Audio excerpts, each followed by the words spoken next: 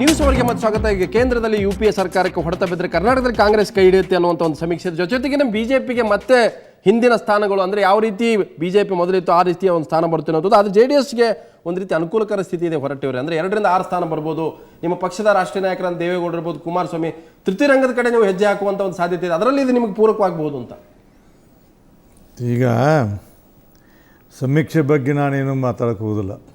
ಎಷ್ಟೋ ಸರಿ ಸಮೀಕ್ಷೆಗಳು ಹೇಳಿದ್ದೆಲ್ಲ ಉಲ್ಟಾಗಿದ್ದಾವೆ. ಈಗ ಒಂದ್ಸರಿ ಏನು ಈ ಕಾಂಗ್ರೆಸ್ ಬಗ್ಗೆ ಹೇಳಿದರು, ನೀವೆಲ್ಲ ಮೀಡಿಯಾದವರು ಎಲ್ಲ ಕಡೆ ಬಂತು. ಅವರೇ ನೀವು 6 ತಿಂಗಳವರೆಗೆ ಹೇಳಿ ಹೇಳಿ ಹೇಳಿ ಅವರನ್ನೇ ಇಷ್ಟು ಸ್ಥಾನಕ್ಕೆ ತಂದಿರಿ. ನಿಮ್ಮದು ದೊಡ್ಡ ಪಾಠ ಇದೆ ಇದ್ರಾಗ. ಆದ್ರೆ ಈಗ ಪರಿಸ್ಥಿತಿ ಹಂಗಿಲ್ಲ. ಕಾಂಗ್ರೆಸ್ದಲ್ಲಿ ಆಂತರಿಕವಾದಂಥ ಸಾಕಷ್ಟು ಅಲ್ಲ, ಈಗ ಬಿಜೆಪಿ ಸರ್ಕಾರ ಇದ್ದಾಗ 20 ಬಂತಲ್ಲ ಸ್ಥಾನ, ಅವಾಗ ಯಾವ ಸಮೀಕ್ಷೆ ಬಂತು, ಅವಾಗ ರೂಲಿಂಗ್ ಪಾರ್ಟಿನೇ ಗೆಲ್ತಲ್ಲ.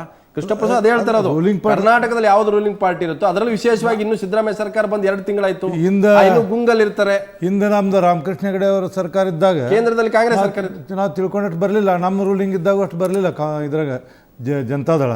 ಅದು ಆಗಿದೆ, ಈಗೇನೋ ಒಂದು ಆಗಿದೆ.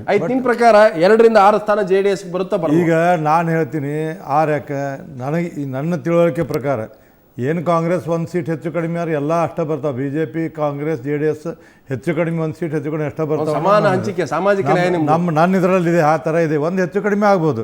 ರೂಲಿಂಗ್ ಪಾರ್ಟಿ ಐತಿ ಅನ್ನೋದಕ್ಕೆಲ್ಲ. ಹಾಲಿ ಲೋಕಸಭೆಯಲ್ಲಿ ನಿಮ್ಮವ್ರು 3 ಜನ ಇದ್ದಾರೆ, 2 ರಾಜೀನಾಮೆ ಕೊಟ್ಟಿದ್ದಾರೆ, ಉಪಚುನಾವಣೆ ಆಗ್ತದೆ. 3 ಜನಕ್ಕೆ ಇನ್ನೂ ಎಷ್ಟು 10 ಜನ ಯಾಕೆ ಆಗಬಾರ್ದು?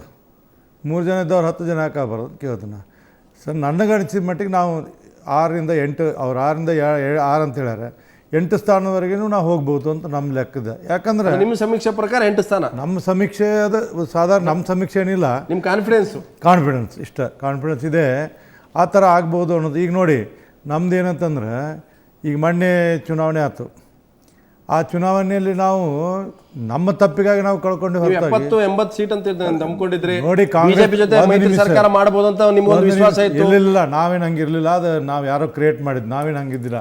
ನಾನೇನು ಹೇಳ್ತೀನಿ ಅಂತಂದ್ರೆ, ಕಾಂಗ್ರೆಸ್ದವ್ರಿಗೆ ಎಷ್ಟು ಹೇಳ್ತಿದ್ರು, ಕಾಂಗ್ರೆಸ್ದವ್ರು 90 ಸೀಟ್ಗಿಂತ ಹೆಚ್ಚು ಬರೋದು ಅಂತ ನನ್ನ ಮುಂದೆ ಮಾತಾಡಿ ದೊಡ್ಡ ಲೀಡರ್ಸ್ ಇವರು ಮಂತ್ರಿಗಳಾದಂಥವ್ರು ನಮ್ಮ 90 ಬರ್ತಾವೆ, ಯಡಿಯೂರಪ್ಪರು 25 ಬರ್ತಾವೆ. ಅವ್ರುಗಳು ಸರ್ಕಾರ ನಿಮ್ದೇನು ಅವಶ್ಯಕತೆ ಇಲ್ಲ ಅಂತ ನಾನು ಕೂಡ ಮಾತಾಡಿದೆ. ನಿಮಗೂ ಹಂಗೆ, ನೀವು ಕೂಡ ಕೆಲವು ಕಡೆ ಹೇಳಿದ್ರಿ ನಾವು ಬಿಜೆಪಿ ಅವ್ರ ಗ್ಯಾರಂಟಿ ಸರ್ಕಾರ ಮಾಡ್ತೀವಿ, ಇದೆಲ್ಲ ಸುಳ್ಳಾಗುತ್ತೆ ಅಂತ. ನಾವು ಎಂದೂ ಬಿಜೆಪಿ ಅವ್ರ ಸರ್ಕಾರ ಮಾಡ್ತೀವಿ ಅಂತ ಹೇಳಿಲ್ಲ. ನಾವು ಸ್ವತಂತ್ರ ಮನಸ್ಸಲ್ಲಿ ಇಟ್ಕೊಂಡಿದ್ರಿ. ಇಂಪಾಸಿಬಲ್. ಅದು ಕೆಲವ್ರದ್ದು ಮನಸ್ಸಿನಲ್ಲಿ ಏನು ಇಟ್ಕೊಂಡಿಲ್ಲ. ನಾವೇನಂತ ಸ್ಪಷ್ಟವಾಗಿದ್ದು ನಾವು ಬಹುಮತ ಕಡೆ ಹೋಗ್ಕೊಂಡು ಅಂತ ಭಾವನೆ ನಮ್ಮ ಕಡೆ ಇತ್ತು. ಅದು ಆಗಲಿಲ್ಲ. ಆದರೆ ಇದರ ಅರ್ಥ ಏನಂದ್ರೆ, ಆ ಚುನಾವಣೆ ಈ ಚುನಾವಣೆ ಭಾಳ ಏನು ಕೃಷ್ಣ ಪ್ರಸಾದ್ ಅವ್ರು ಹೇಳಿದರು, ನ್ಯಾಚುರಲ್ ಆಗಿ ರೂಲಿಂಗ್ ಪಾರ್ಟಿ ಇದ್ದವ್ರು ಸ್ವಲ್ಪ ಮೇಲೆ ಅಪ್ಪರ್ ಹ್ಯಾಂಡ್ ಇರ್ತಿದೆ, ಒಪ್ತೀನಿ ನಾನು. ಅಲ್ಲ, ಈಗಷ್ಟೇ ಸರ್ಕಾರ ಬಂದಿದೆ ಅಂತ ಅವ್ರು ಹೇಳಿದ್ರು. ಯಾಕಂದ್ರೆ ಅದು ಕೂಡ ಒಂದು ವರ್ಕೌಟ್ ಆಗ್ಬೋದು. ಈಗಷ್ಟೇ ಸರ್ಕಾರ ನೋಡಿ, ಇನ್ನೂ 2-3 ತಿಂಗಳಂತೂ ಬರೋಂಗಿಲ್ಲ. ಇನ್ನೂ ಟೈಮ್ ಇದೆ. ಇನ್ನೂ 2-3-4 ತಿಂಗಳು ಆಯ್ತು. ಅಷ್ಟೊತ್ತೂ ಏನೇನಾಗುತ್ತೆ ನೋಡೋಣ. ಆವಾಗ ಎಷ್ಟೋ ಬದಲಾವಣೆ ಆಗ್ತಿದೆ. ಈ ನೀವೇನು ಹೇಳಿದ್ರಲ್ಲ, ಇಷ್ಟು ಸೀಟು ಬರಲಿಕ್ಕೆ ಸಾಧ್ಯನೇ ಇಲ್ಲ ಕಾಂಗ್ರೆಸ್ ಅವರು ಅನ್ನೋದು ನಾನು ಸ್ಪಷ್ಟ. ಒಂದು ನಿಮಿಷ, ಈಗ ರಂಗನಾಥ್ ಮಲ್ಕಪ್ಪ ನಾವು ಚರ್ಚೆ ಮಾಡಿದ್ರೆ, ಕೃಷ್ಣ ಪ್ರಸಾದ್ ಅವರು ಒಂದು ವಿಷಯ ಇರ್ತಕ್ಕಂಥದ್ದು, ಈಗಿರ್ತಕ್ಕಂಥ ಸರ್ಕಾರ ಇನ್ನೂ ಟೈಮ್ ಇದೆ. 2 ತಿಂಗಳು ಇದು ಹನಿಮೂನ್ ಪೀರಿಯಡ್ ಅನ್ನುವಂಥದ್ದು. ಮತ್ತೊಂದು ಕಡೆ ಚುನಾವಣೆ ಯಾವಾಗ ಬರುತ್ತೋ ಗೊತ್ತಿಲ್ಲ. ಇದು ಈಗಿನ ಸಂದರ್ಭದಲ್ಲಿ ಚುನಾವಣೆ ನಡೆದ್ರೆ ಅನ್ನುವಂಥದ್ದು ಸಮೀಕ್ಷೆ ಸರ್ವೆ ಇರ್ತಕ್ಕಂಥದ್ದು. ಸೊ ಆಗ ಆಂಟಿ ಇನ್ಕಂಬೆನ್ಸಿ ಆಗ್ಬೋದು, ಲೋಕಸಭಾ ಚುನಾವಣೆ ಇಶ್ಯೂಗಳ ಡಿಫ್ರೆಂಟ್ ಆಗ್ಬೋದು ಅನ್ನುವಂಥದ್ದು ಹೊರಟಿವಾದ.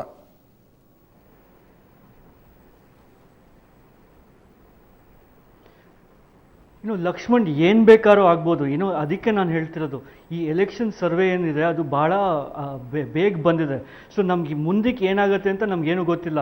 ಆ್ಯಂಟಿ ಇನ್ಕಂಬೆನ್ಸಿ ಆಗ್ಬೋದು, ಒಂದು BJPಲೇ ಬೇಕಾದಷ್ಟು ಬದಲಾವಣೆ ಆಗ್ಬೋದು, ಯಡಿಯೂರಪ್ಪನವ್ರು ವಾಪಸ್ BJP ಜೊತೆ ಬರ್ಬೋದು ಅಥವಾ ಹೊಂದಾಣಿಕೆ ಮಾಡ್ಕೋಬೋದು.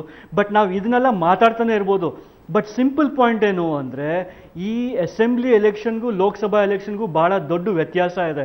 ನಾವು ಅಸೆಂಬ್ಲಿ ಎಲೆಕ್ಷನಲ್ಲಿ 100 ಬರುತ್ತೆ, 90 ಬರುತ್ತೆ, 120 ಬರುತ್ತೆ, ಅದ್ರ ಬಗ್ಗೆ ಮಾತಾಡ್ತಿರ್ಬೋದು. ಏಕೆಂದರೆ it has N immediate bearing on the government that is formed in Karnataka.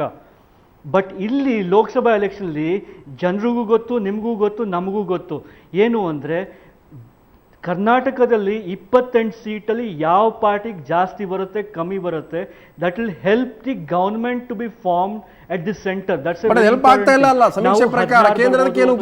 ಬರ್ಬೋದು ಅಥವಾ 8 ಬರ್ಬೋದು, ಅದ್ರ ಬಗ್ಗೆ ಮಾತಾಡ್ತಾನೆ ಇರ್ಬೋದು. But the point is Congress, ಈಗ ನೀವು ಎರಡು ಅಲಯನ್ಸ್ ನೋಡ್ಕೊಳ್ಳಿ. ಕಾಂಗ್ರೆಸ್ ಒಂದು ಕಡೆ, BJP ಒಂದು ಕಡೆ.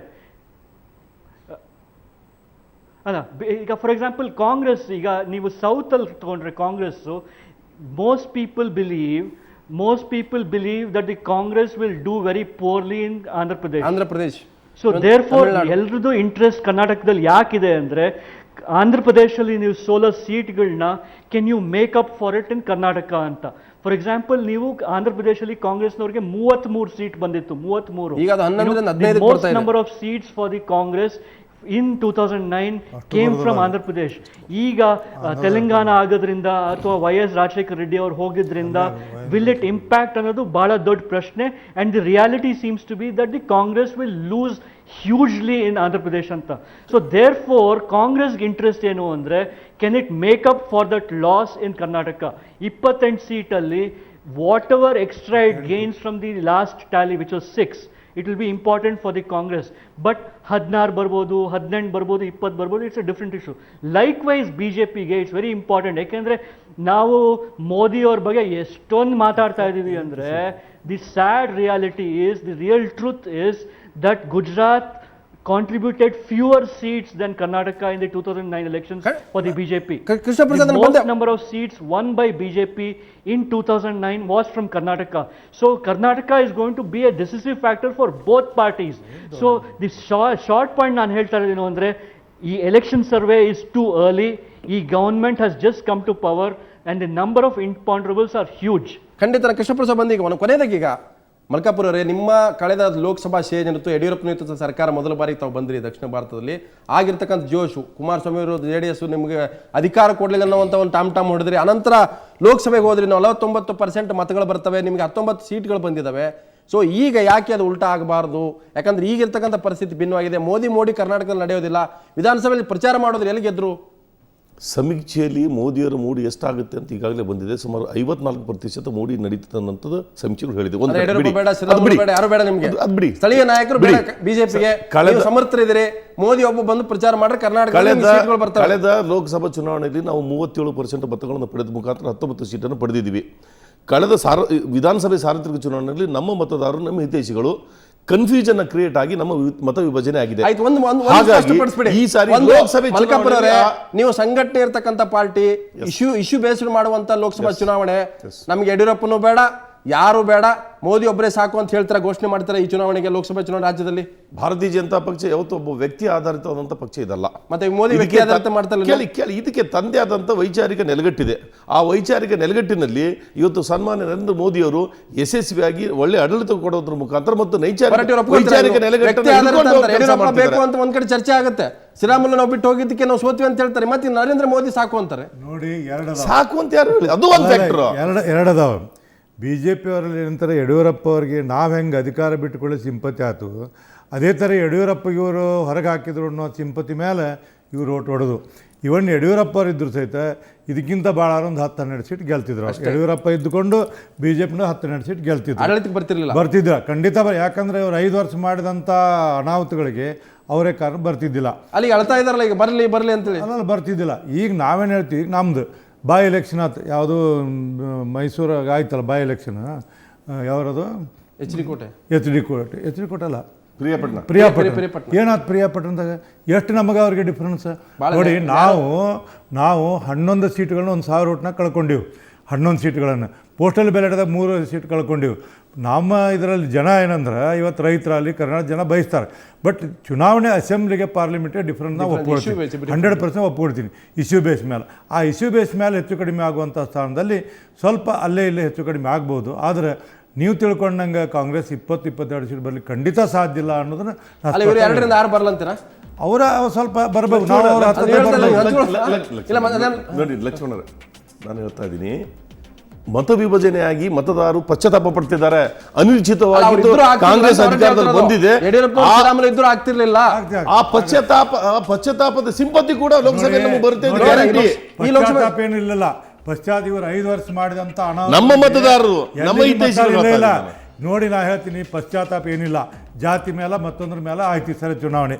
ಇವರು ಪಶ್ಚಾತ್ತಾಪ ಪಡ್ಲಿಕ್ಕೆ ಯಾರು, ಯಡಿಯೂರಪ್ಪ ಅವರು ಇದ್ದರು ಸಹಿತ 5 ವರ್ಷ ಇವರು ಏನೇನು ಹಗರಣಗಳು ಅದರ ಮೇಲೆ ಜನ ತೀರ್ಮಾನ ಮಾಡಿದಂಥವ್ರು ಕೆಲವರು, ಇನ್ನು ಕೆಲವು ಜನ ಬೇರೆ ದೃಷ್ಟಿಯಿಂದ ಓಟ್ ಆಗಿದವರು ಕೆಲವರು. ಹೀಗಾಗಿ ಆ ಸಮೀಕ್ಷೆ ಅಥವಾ ಆ ವಿಚಾರವನ್ನು ನಾವು ತೆಗೆದುಕೊಂಡ್ರೆ ಈ ಸಾರಿ ಅದು ನಡೆದಿಲ್ಲ. ಇವತ್ತು ಯಡಿಯೂರಪ್ಪ ಅವರೆಲ್ಲ ಕೂಡಿದ್ರು ಸಹಿತ ಅಷ್ಟು ಆಗೋದಿಲ್ಲ. ಹೊರಟು ನಾವು ಚರ್ಚೆ ಮಾಡ್ತೀನಿ, ದೇಶವನ್ನು ನಿಮಿಷ ಚರ್ಚೆ ಮಾಡ್ತೀನಿ. ಯಾಕಂದ್ರೆ UPA ಎರಡೇ ಸರ್ಕಾರ ಏನಿದೆ ಭಾಳ ಭ್ರಷ್ಟಾಚಾರದಿಂದ ಕೂಡಿದೆ, ಆ ಸಮೀಕ್ಷೆ ವಿಚಾರ ಕೂಡ ಇದೆ, ಅದನ್ನು ಕೂಡ ಚರ್ಚೆ ಮಾಡ್ತೀನಿ. ಅದಕ್ಕಿಂತ ಮೊದಲು ಒಂದು ಬ್ರೇಕ್.